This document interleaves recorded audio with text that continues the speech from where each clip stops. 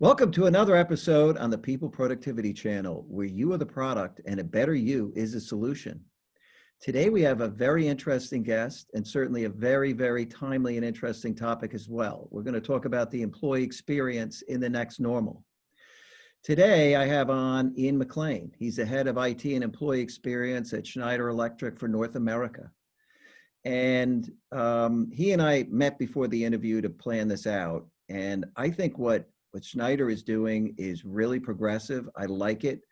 You know, what Ian is doing is really progressive. I think, stand by. You can learn a lot about what the employee experience looks like in this emerging next normal. So Ian, welcome. Do you want to introduce yourself quickly? Yeah, absolutely. Thank you for having me on today. Glad. So as you mentioned, my name's Ian McLean. I'm and I start most important to least important here. I'm the father of two, dedicated husband, I'm a runner, and I'm the head of IT for employee experience here at Schneider Electric North America. So what that kind of entails is, for the job side of it, is I look after all of the technology that our North America employees use. And I ask myself and I ask those employees, does this phone, does this computer, does this tablet help you be more efficient and effective at your job every day? Or does it introduce artificial roadblocks and speed bumps? I take that feedback and I find ways to make life better for our employees, remove those barriers so that they can serve their customers more effectively.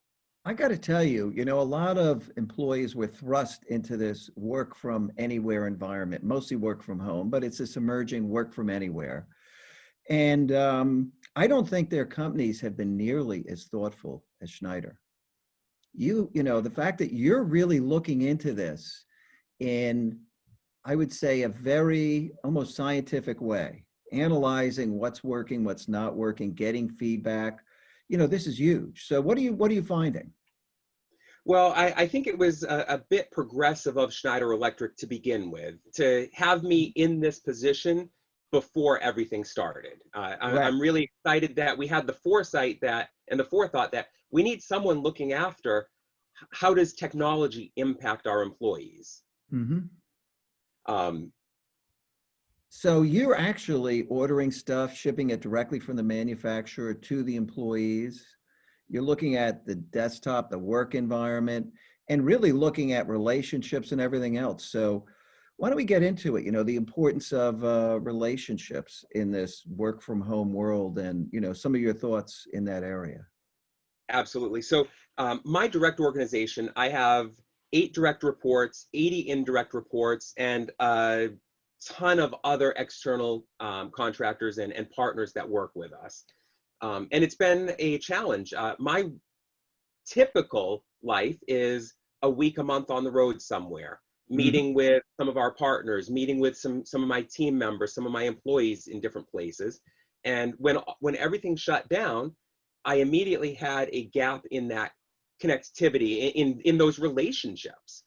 And so I had to find a way to immediately keep those relationships going and to keep the levels of trust, credibility, and rapport that I've developed over time with my employee base growing, not just holding steady or shrinking.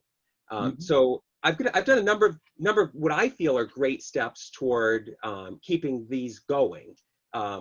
One of them that I like and that I would encourage everybody to do, regardless of how many employees you have, regardless of if you even don't have any, reach out to someone every day.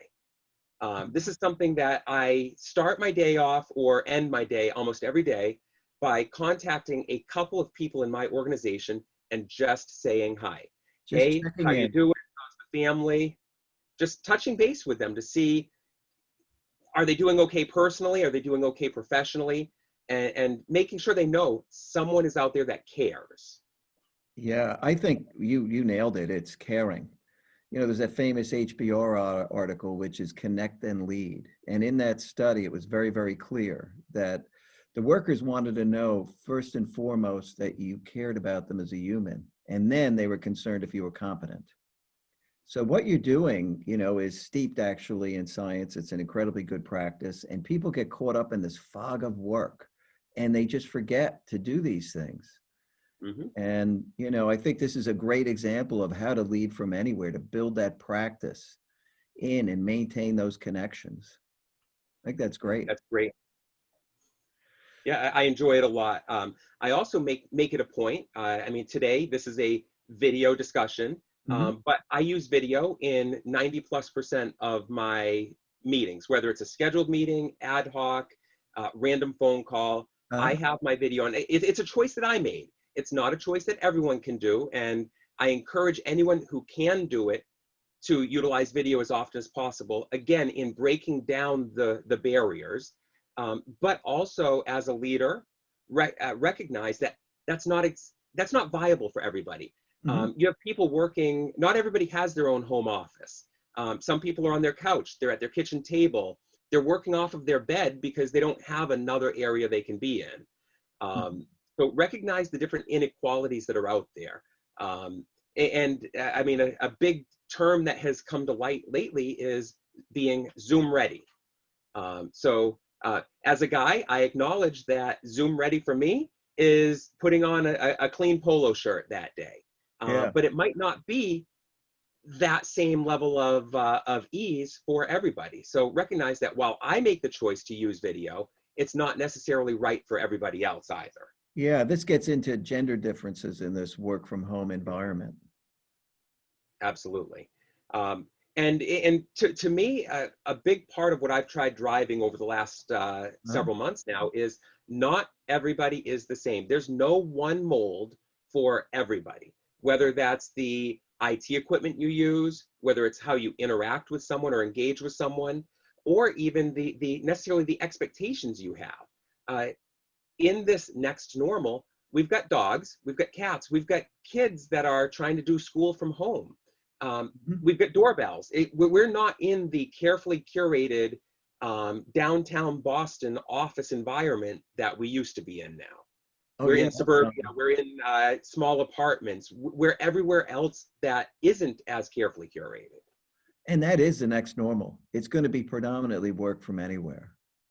Yep. And we'll see this obviously evolve over time. But I think the whole notion of tolerance, which is something that is different about this environment, is very important. And, not everybody's Zoom ready. So, you know, making sure you don't force everybody to put their camera on is actually a good thing. Encouraging it if they're Zoom ready, Yep. but not I requiring actually it. have a meeting with my employees later this week. So I have weekly or even a couple times a week leadership meetings with my direct reports, and we try to do different things. Sometimes there's a different theme. Who's your sports team? Who's your favorite actor or movie?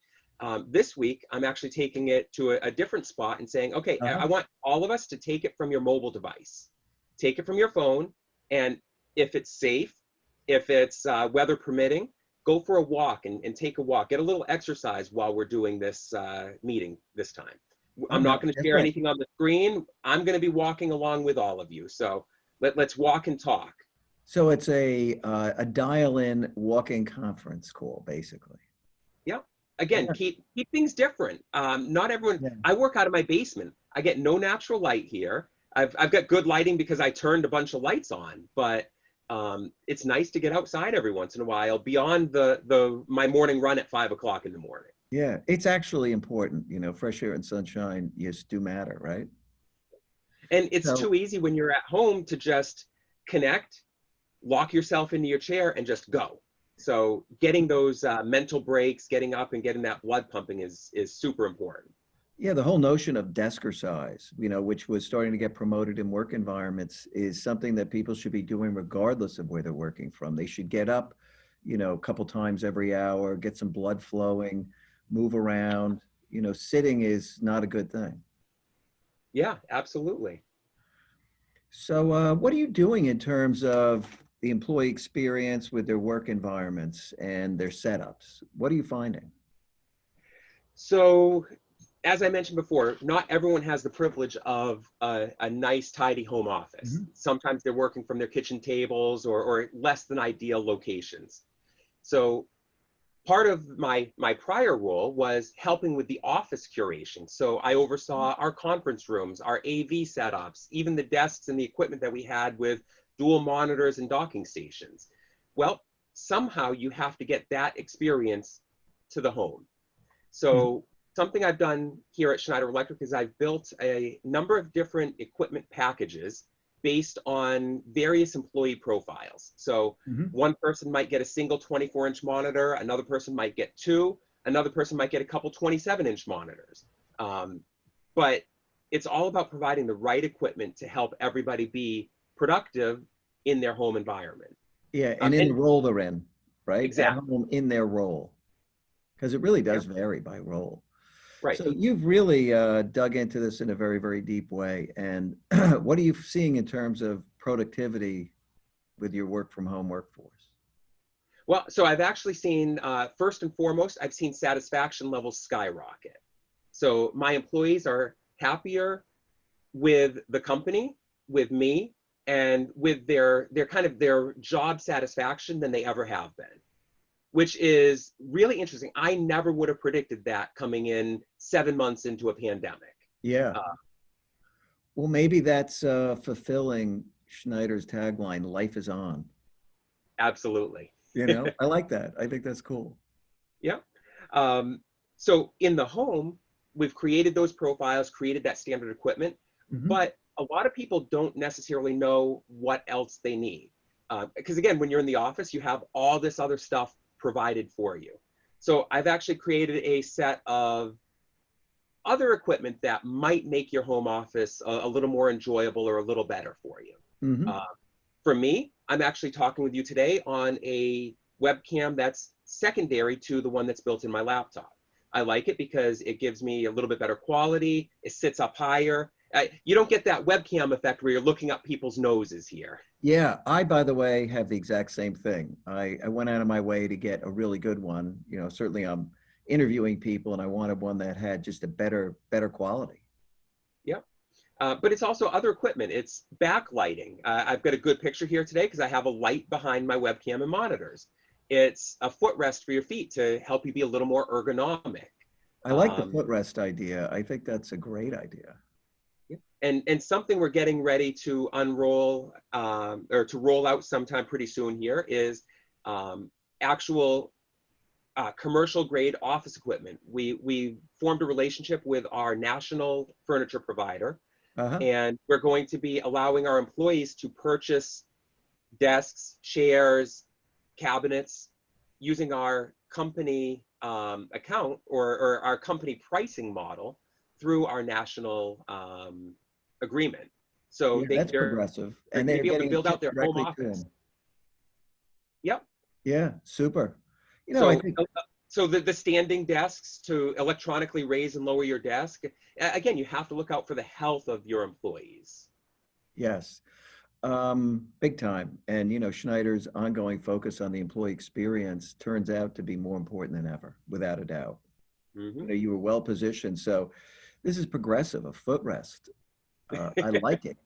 And the focus on health, you know, preventing these injuries from people who are in very bad chairs and have bad equipment, or they're in a bad position. Maybe they have bad lighting and they're straining their eyes.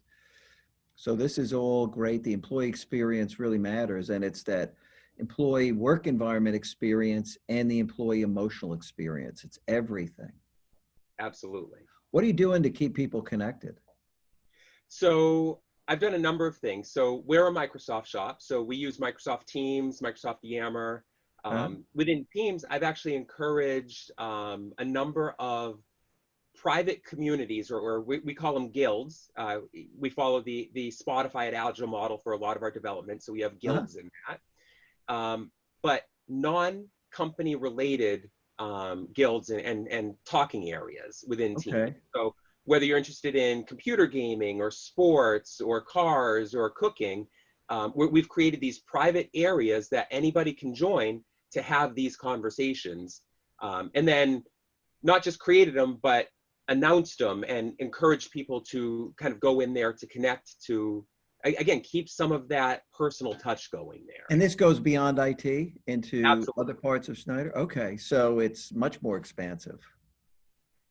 Yeah, because if it was just IT, why artificially narrow your scope or your potential visibility and engagement base? Sure.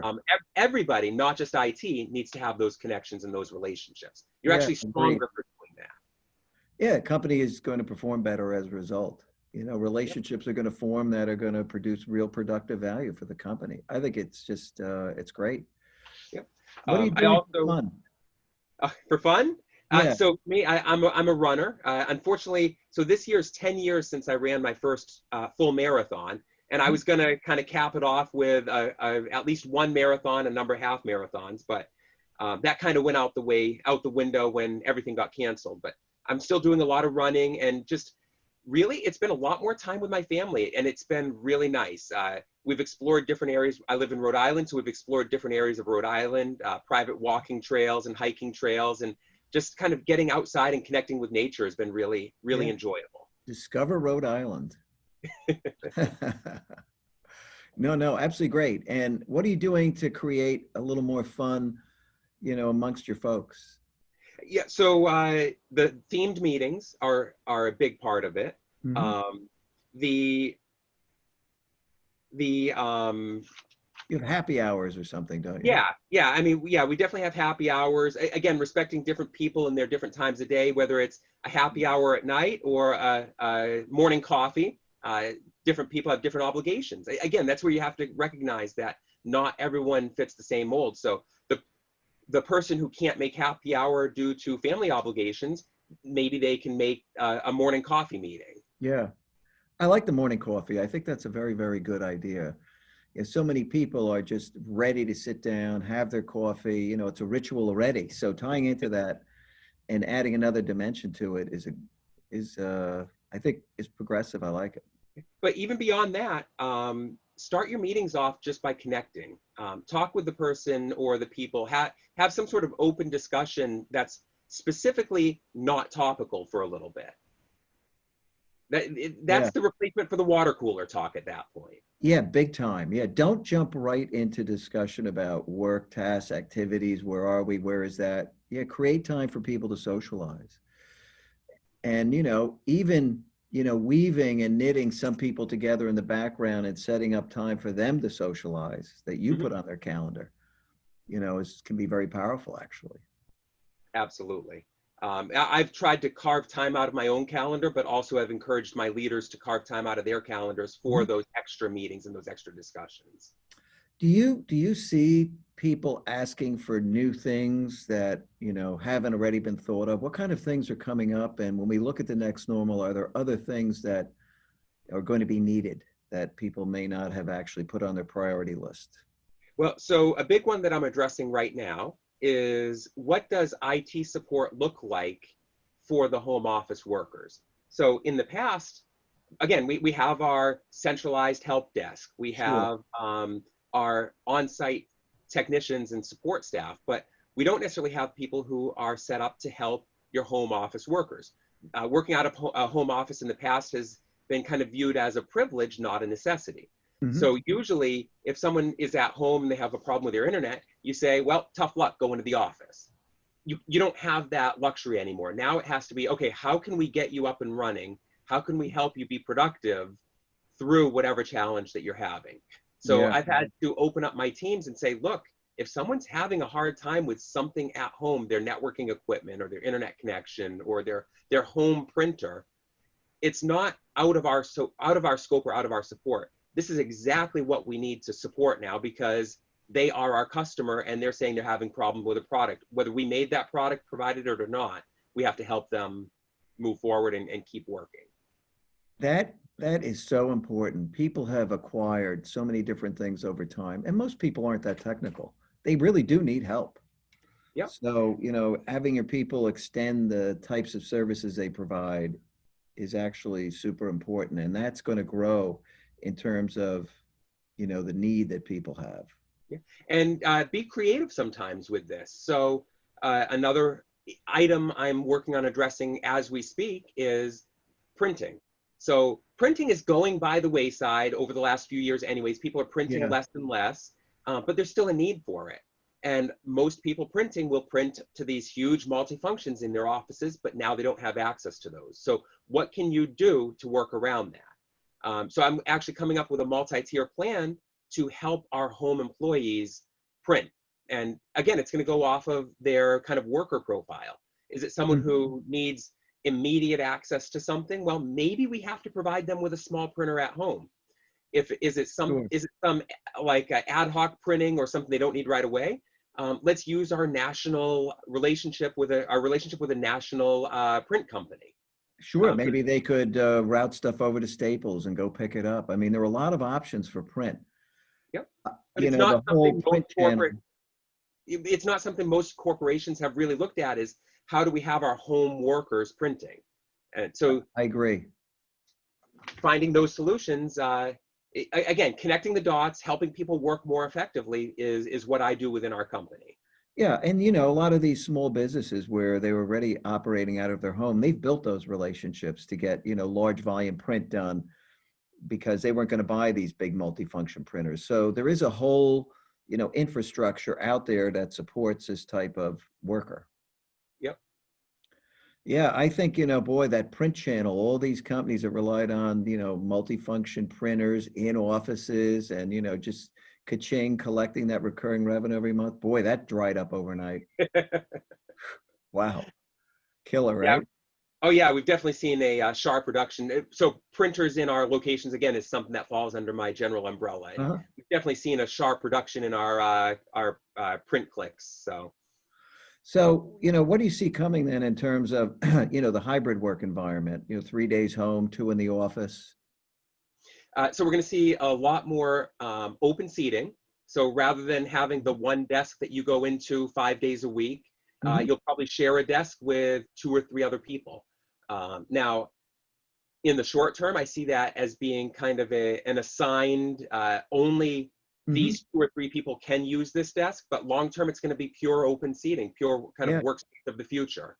The old hoteling concept that they were building for a lot of these professional services firms where people were not in the office that much. Yep. And I think you're going to see, moving forward here, a consolidation in real estate, different offices shrinking or closing, and more of a drive to those kind of executive suites and or workspace sharing that that's out there. I think you'll see more of a drive to that as some of these smaller satellite locations for different companies close. Yeah, there are, you know, a whole new generation of workspace sharing companies popping up, and they'll have, you know, an office with 6 desks where they rent them out and they're all equipped with the high-speed internet printing, everything. You know, I could see some people who have a difficult situation with their work from home environment, you know, needing access to space on an occasional basis like that. So yeah, big changes. You know, the employee experience has never been more important. And we know productivity has suffered, and we know leaders have had a particularly difficult time adapting to lead from anywhere. Because they really didn't have the skills to build an environment where people thought everybody cared about them. And that gets magnified when in fact they're not near other people and they're working from home, feeling perhaps isolated. Absolutely. So it's the common pitfall that many companies fall into, is that your best employee doesn't make your best leader. So your top salesperson isn't necessarily your best sales manager. It's just carrying through now where you're not physically with each other anymore. You're not able to kind of drive those behaviors in person anymore. So you have to find other opportunities to do it and other channels too. Yeah, totally. You know, you've got to think out of the box, and people should be exploring, you know, what other people are doing, trying to learn on their own. There's a lot of information out there. You know, and don't be scared to try something. Fail fast. Try it, do it, execute it. If it works, great. Shout it from the rooftops. If it doesn't work, figure out why and move on and do the next activity or try something else new. Sure. How about bring your kids to work when everybody's home? Hey, you know what? I've been on a number of calls, and that's where a lot of I tell some of my leaders and some of the other people, be a human. recognize that you do have these other things happening in the environment, whether, again, it's the pets, the kids. Yeah. And we've actually had a, hey, my kid's making noise outside. Hey, so-and-so, come on into the picture. Hey, everybody, here's my son, my daughter, my pet, whatever it might be, to just kind of show off, hey, I'm a human. I'm working out of a home environment, and this is Yeah, what you here's get. my life. Yeah, Yeah, welcome to my life. I think, purposely bringing the kids on, yep. it's a good thing. Kids always wonder, what does daddy do? Well, now they know. Yeah, I love it. Actually, in the middle of a meeting a couple of weeks ago, a coworker of mine, he's working in his basement. All of a sudden, you see his daughter basically doing American Ninja Warrior across the background, That's great. jumping from item to item in his basement. Yeah, yeah, and yeah. and it was great. He brought her over. Everyone said hi, and Yeah. it's those small opportunities to connect. Yeah, absolutely. To care about their life, the whole person, what's going on. I think that's Yeah. super important. I wonder what answers kids will be giving when, they're in school and they say, hey, what does your dad, every kid introduces himself and what their daddy and mommy do. Says, my daddy talks to the computer all day. Yeah, basically. Yeah, a whole new world. So, any other things you guys are doing that are progressive?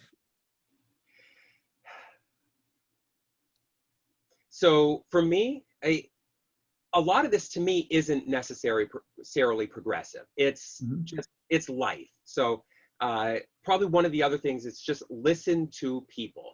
And maybe it's a factor of my job, but Yeah. my job is listening and engaging and soliciting information from the people I work with, and then helping connect the dots to solve their problems. But so with my engaging my employees and learning about the different pain points they have, I'm able to help solve some of their problems. And in a Mhm. company the size of Schneider Electric and Schneider Electric's North America division, there's no such thing as one person having a problem. If one person's having a problem, there's 20, 30, or 100 people having the same problem. So if you can solve something for one person and share it, you can solve it for a lot more. You really So can. Schneider's that very big. What, rounds up people. 30,000 people worldwide or something, Schneider? About 30,000 North America, North America. 150, 160,000 worldwide, depending on what number you're taking. Yeah, very big place. So yes, if you solve a problem for somebody, you've You're solved it solving it for a for a bunch. bunch. You really are, especially at that scale. Yeah, I think the employee experience is going to prove to be one of these great productivity drivers. They've done so many studies over time about the impact of the work environment on worker productivity and the effective use of human capital. And it is much bigger than people think. Yeah. Well, and especially, and again, I'm a bit biased because I'm in IT with that employee experience title. When most people think of employee experience, they're really looking at it from an HR lens. What do Yeah. our benefits packages look like? And what's our onboarding look like? What's our training and career development? I'm looking at it, what is our technology employee experience? And again, that's a very groundbreaking, very new style viewpoint to have. Yeah. And And I mean, I'll I'd be really honest. encourage, go ahead. No, go on. While you finish, I thought you were finished and I was ended up cutting you off, but please go on. I'd really encourage every company out there and every person who's listening to this to take a step back and say, where am I with my technology? Do I have the right technology in place? And is it doing what I need it to do? And is it helping my employees?